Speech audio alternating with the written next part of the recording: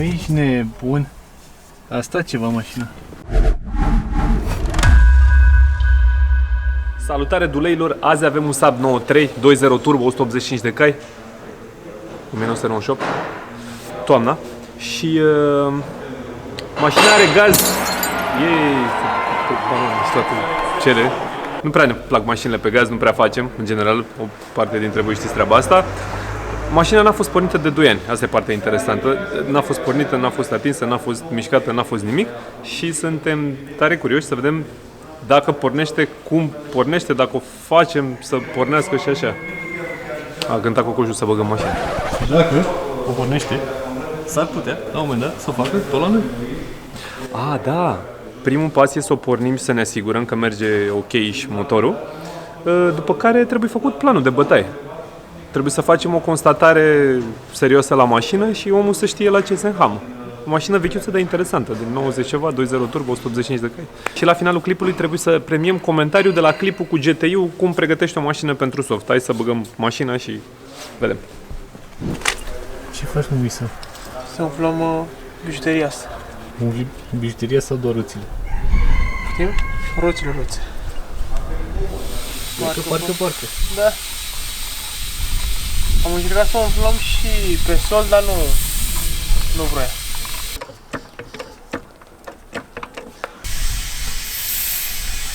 Costi, unde-i? Hai la împins?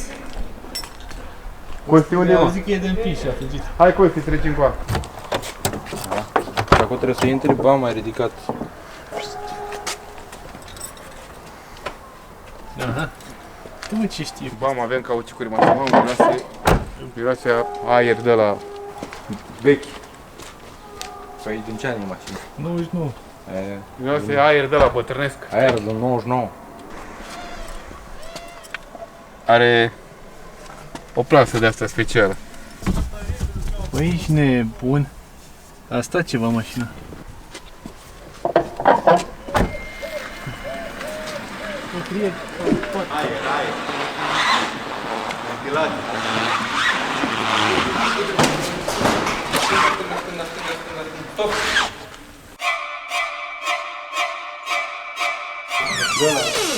Ia uite, mă, amortizoare. Deci ăsta trebuie să fie un 2.0 turbo. Gaz. Cu gaz. Cu gaz. Da. Turbogaz. Pe primul lucru, cred că trebuie să tragem conspiratorul. Deci, domnul Vălic, avem aici un cazan care a stat 2 ani ceva. Nu știu, așa am auzit, nu știu dacă informația mea e completă la mine. Bă, arată de parcă a stat mai mult de o lună. Da, clar. Așa. Și acum omul s-a hotărât să o facă. Nu știu asta, nici asta nu știm. Știm Asta că e am o auzit. constatare. E o constatare. Ok. Se cere o constatare și să-i schimbăm uleiul, să-i facem un flash, să-i punem niște bujii, să învârtim motorul, să vedem că e în regulă și să-l pornim. Deci Cu ulei nou. scopul este să pornim Un Saab. un Saab. Bine, am zis cazan în dragoste, că nu... Tot Mașinile astea au fost ceva la vremea lor. Da, exact.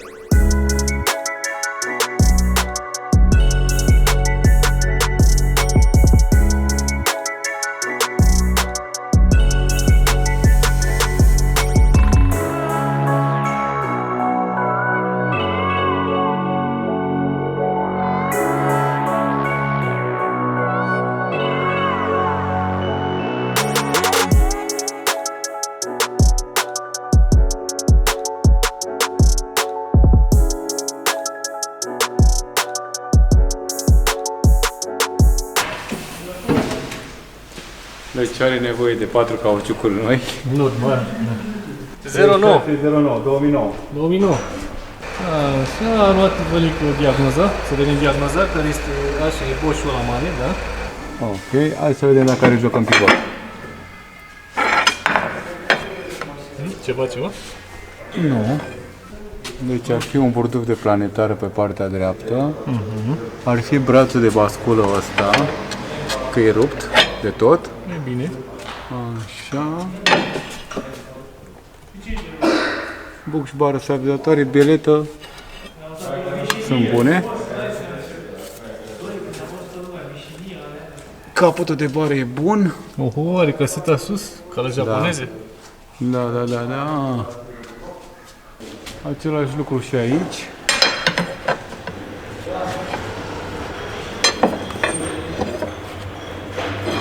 Tot brațul ăsta trebuie schimbat cu totul.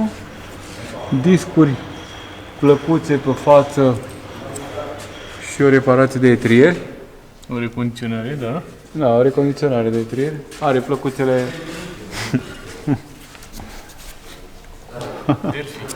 Păi ce Le are noi, să știi. Da, Delphi și după o vârstă... Ruginite. Un racord flexibil aici dacă se poate. La băiatul. Mai are unul acolo. Care e schimbat. Asta e... Da, a fost băgat în seamă. Ăsta a uitat să-l bage de aici de la turbină. Era incomod. Pierdere de ulei pe la sistemul de ulei al motorului. Aici e răcitorul de la motor. Da? Să ne înțelegem, nu de la cutie, da? Ăsta. Da. Are foarte multe elemente japoneze. Uite astea. Astea două. E țeava de răcire, da? Și aici intră în filtru de ulei. Furtunele. Furtunele sunt de amândouă. Ar trebui schimbate. Scoate lista, tu nu stai și te uiți. Ați putea de la început. Nu contează. Îți spun eu de la jumate acum. Și Caseta de direcție curge. normal. Adică altă casetă. Sau Aici prindere OM. OM, da. Scrie caseta de direcție. Discuri plăcuțe, spate. Cu recondiționare sau fără? Cu totul. Cu recondiționare etrier. Da? Sabo, uite ce scrie aici. Serios că sunt originale? Da. Aici e pe partea aia nu se vede, deci asta se vede. Cam asta e pe partea de jos. Așa, și trece furtunuri, etrieri, față, stânga-dreapta și furtunuri, punte, spate, stânga-dreapta. Plus cabluri de frână de mână. Le ignor. Merge să le bercuiești tu, să le faci? Păi avem cu ce, avem trusă specială de făcut. Adică să nu mai, că nu cred că găsește. Păi nu găsește, nu. Facem din cupru. Plus conducte, spate, stânga-dreapta, sistem de frânare, de refăcut. Bun, am terminat cu partea de jos. Hai, lasă-o jos, uitam. Ce crezi, radiatorul de aer condiționat este schimbat, nu e al... Uite, se vede sigla aici. Nu cred că a fost schimbat la un moment dat. Nu, e ceva acolo. Seama de 99 o fi mers cineva cu Da, el. este schimbat. Deci garnitură, capac colbutori, furtun, valvă PCV, treceri, plus valvă PCV, pompă de apă, ulei de servo, curea alternator, rolă de ghidare și întinzător. Bujii, baterie, lichid de frână.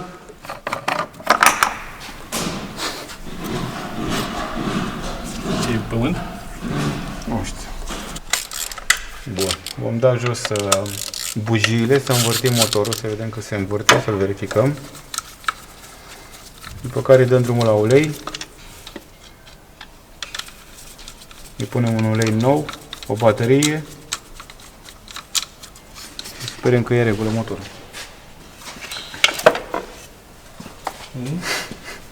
Ce ai făcut, băbiță? Hai un pic aici, pe altă limbă.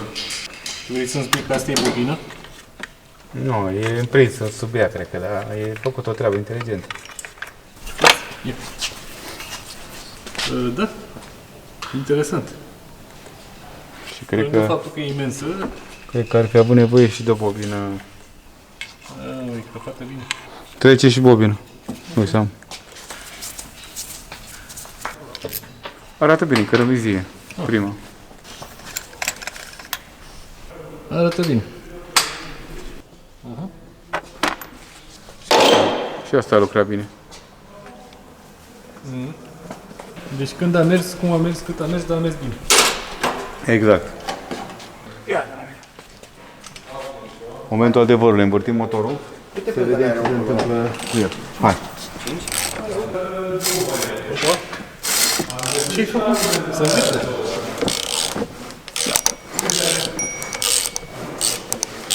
Bun.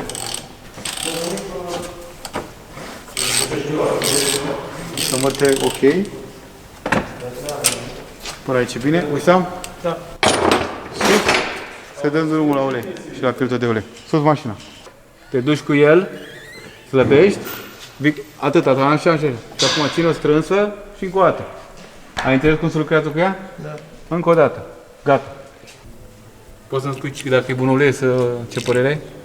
Mi se pare că e bun, dacă nu vedeți. Dacă e bun, ia și tu un pic pe deget. Pune un pic pe deget. Așa. Și dă un pic cu limba să vezi cum e. Bă! Căpățâna aia ta. Hai. Scoate-l. Vezi că e cu 13 aici. Lasă-l acolo să curgă. E cam smolă. Asta să... Bagă tubularea de 13 cu prelungitorul lung.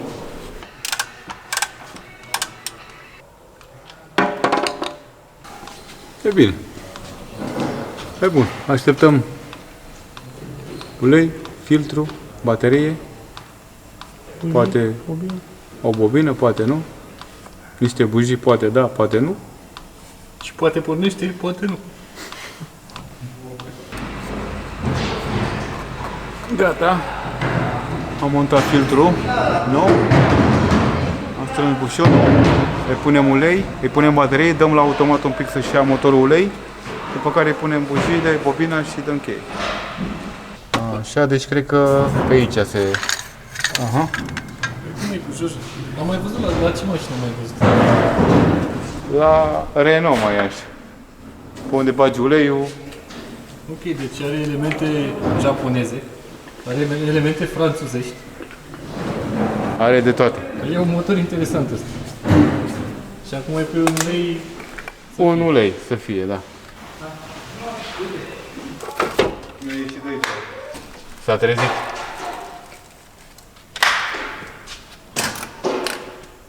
Țac, pac, poc, țoc. Bun, o să mă simt să dau la automat. Să-și ia ulei motorul.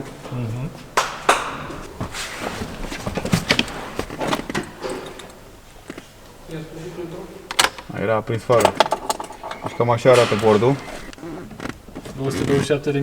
227.400? Da. Aha. Dau la automat. Start. Engage.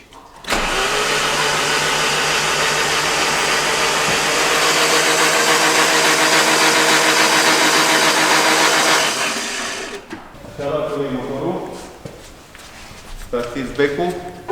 Am înțeles că bujiile, du-te repede și întreabă unde sunt bujiile. Dacă le avem pe alea noi, să le punem pe astea vechi. BCR. BCR 7S. Astea sunt. Gata, avem bujii noi.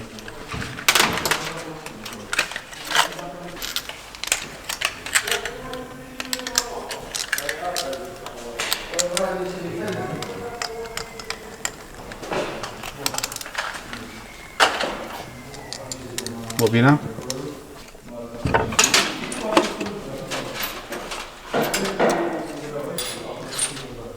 Benzina nu știu cum o fi în rezervor.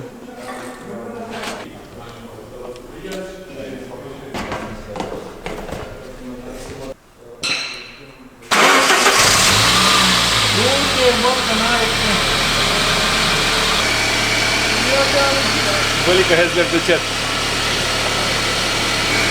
Bobina vine cu tot capacul ăsta. M-am uitat de curiozitate. Se găsește? Da. Dar poți să te dăm Logan mai ieftin. Nu, serios, una bunicică e peste 1000 de lei. Dar...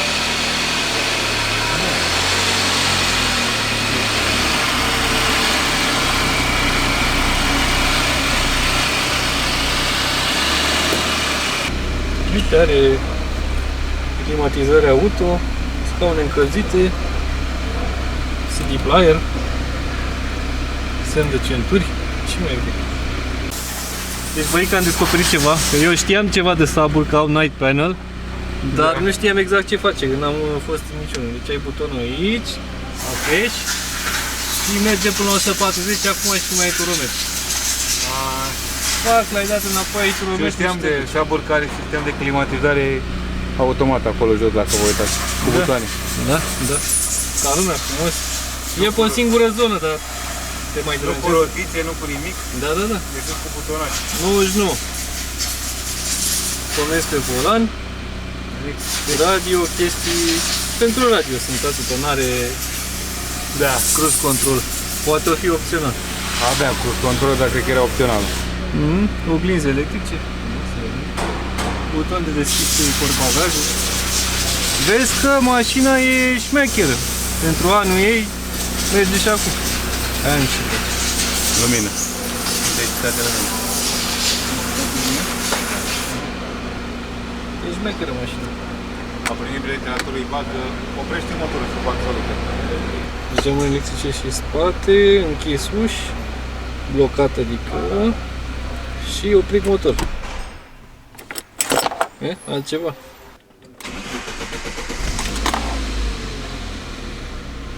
Ai observat chestia asta? Ce? Că pedalele sunt date mult în dreapta. Cum? Ambreiajul este foarte... Vezi? Nu trebuie să-mi duc piciorul ca să pot să calc ambreiaj. E foarte într-o parte. Trebuie să duc piciorul aici. Dacă la accelerație am loc, e totul ok, e pe direcție, Da. ambreiajul trebuie să stau cu piciorul cam așa, ca să pot să-l apăs.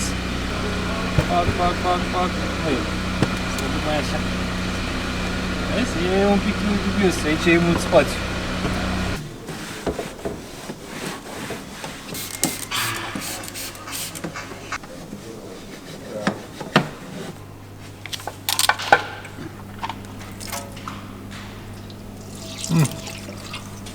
Negruț. Mai are de schimbat niște uleiuri. Mai punem un rând să... Se sperie calm. Da.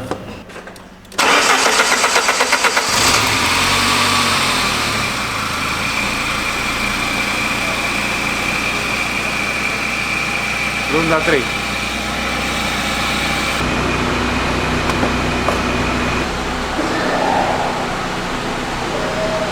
Runda lambda.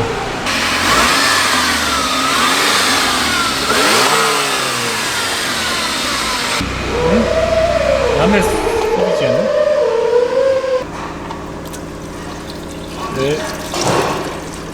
Da, mă, altceva. Vezi până el.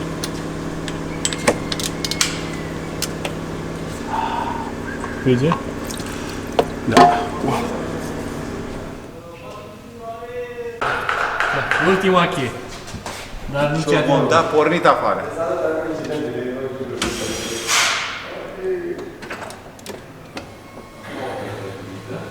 Cred că mare ventil.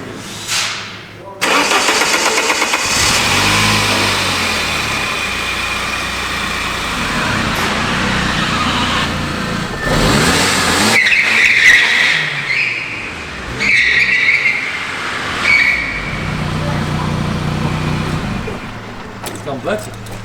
Îți cam place? Păi de ce nu? Trebuie să dai un mașalier ca să scoți cu ea. Off, nu? Nu mă, mașalier, dă un mașalier. Așa.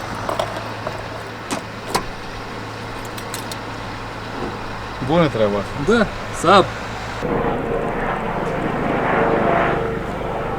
Cred că trebuie să schimbe ceva simmering-ul de la Elice. Da. Dacă ai nevoie de sub. Vlad Gliga tocmai a intrat în posesia acestor vouchere de combustibil de la OMV. Mai sunt toate sau am folosit și eu câteva? Deci se pare că sunt încă toate aici. 300 de lei, trebuie să ajungă la tine. Foarte mișto comentariu. Sperăm să facă o mașină. Ne-am dorit să facă o mașină. Păi și nu ne-am dorit să scoatem și gazul din schemă? Păi ce când scoate el? 2.0 turbo de pasionați cu gaz sau de Trebuie să ducă la un serviciu de pasionați. Mike scoate gazul, că nu ne place deloc gazul. Așa, vrem neapărat să facem mașina. Pentru cei care tot întrebați și pe Instagram, și pe Facebook, și peste tot, de unde se pot lua șepcile, stickerele, bluzele, hanoracele, de pe shop-ul nostru. Aveți link-ul jos în descriere și ne vedem data viitoare. Pa, pa!